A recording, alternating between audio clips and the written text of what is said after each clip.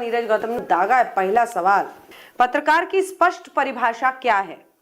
बिना डिग्री के जो पत्रकारिता कर रहे हैं उन्हें पत्रकार समझें या फिर कथित पत्रकार?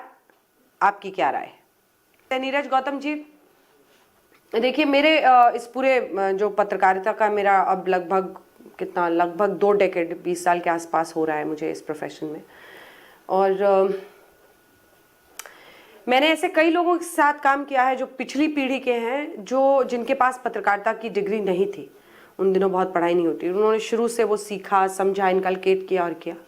हालांकि मेरे पास भी है और ऐसे कई लोग हैं जो अब डिग्री के बाद इसमें आ रहे हैं प्रोफेशन में। अब तो मुझे नहीं लगता उसके बिना कोई आ रहा है, लेकिन मुझे लगता है उस ज़माने में बहुत ज़्यादा ऐसा कोर्स नहीं था। लेकिन ज़्यादातर लोग जो मेरे इकोसिस्टम में अभी काम कर रहे हैं उन सब के पास डिग्री है। तो छोटे शहरों में अगर आप देखेंगे तो कई जगह ऐसे हैं लोग, मैं इस बात से इनकार नहीं करती हूँ, जिन्होंने पत्रकारिता की कोई स्ट्रक्चर्ड पढ़ाई नहीं की है, लेकिन इस प्रोफेशन में मैं इससे इनकार नहीं करूँगी। ऐसे हैं कई लोग पिछली पीढ़ी के, लेकिन वो बड़े ही पेरिफेरल हिस्से में है और वो बाय एंड लार्ज जो बड़े इश्यूज हैं या जो खबरें देश में मैटर करती हैं उनको ड्राइव नहीं करते हैं। तो इतना बड़ा ये कंसर्न आप नहीं होना चाहिए।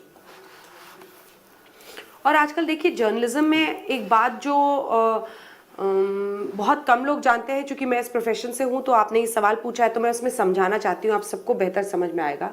देखिए आजकल न्यूज़ का जो तरीका है आगे बढ़ने का, उसमें एक व्यक्ति या 2 व्यक्ति मिलकर बहुत कम असर डालते हैं। एक फिल्टरिंग प्रोसेस होता है, एडिटोरियल मीटिंग होती है, बहुत सारे लेवल्स। जैसे अगर कोई भी एक पत्रकार XYZ आप ले लीजिए, वो अगर चाहे कि किसी के साथ कनाइवेंस में मैं ये खबर चला दूं तो वो ऐसा नहीं कर सकता है, ये इम्पॉसिबल है। एक खबर कई स्टेप से होते हुए आपके टेलीविजन स्क्रीन तक पहुंचती है। पहले वो खबर किसी रिपोर्टर को असाइन होती है या कोई रिपोर्टर खुद से जानकारी मिलने पर उस खबर को करता है। वो उस खबर को असाइनमेंट पर देता है।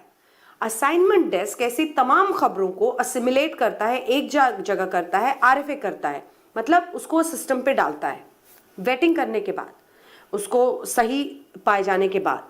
तो एक पहला लेवल तो असाइनमेंट पे हो गया, उसकी वेटिंग होती है। फिर उसके बाद जो आउटपुट है, जो सारी स्क्रिप्ट्स लिखते हैं, जो हम लोग करते हैं काम, वो सारे लोग फिर उस खबर को देखते हैं और डिसाइड करते हैं कि किस बुलेटिन में क्या खबर चलेगी। और उस मीटिंग में कम से कम 15 से 16 लोग होते हैं जो कि इंपॉर्टेंट डिसीजन, उसमें बाकायदा ब्रेनस्टॉर्मिंग होती है, खबरों की प्रायोरिटी तय की जाती है, खबरों को किस बैंड में, किस बुलेटिन में, किस घंटे में क्या चलेगा, ये सब कुछ मीटिंग में तय होता है। तो कोई X, Y या Z ये नहीं कह सकता कि आज तो मैं ये चलाऊंगा, आज तो मैं ये खबर डालूंगा, ये डालूंगा, ऐसा नहीं होता है। एक सिस्टम है जिससे ये गुजरता है। तो एक असाइनमेंट का फिल्टर होता है, फिर आउटपुट का फिल्टर होता है, और उसके बाद ही कोई भी खबर ऑन एयर जाती है। तो रिपोर्टर, असाइनमेंट, आउटपुट और उसके बाद आपके टेलीविजन स्क्रीन पर।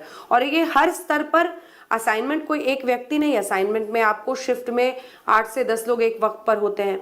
तो जो भी खबर आती है वो उसको अपलोड करते हैं, डालते हैं सिस्टम में, वो चेकिंग होती है। तो ये बहुत सारे लोग होते हैं, वो कोई भी चाहे तो फिक्स नहीं कर सकता है। अगर किसी को भी खबर में कुछ भी अनबन या अटपटा लगेगा या उसका वर्थ या उसका वैल्यू नहीं दिखाई देगी तो वो सिस्टम में डलेगी ही नहीं खबर।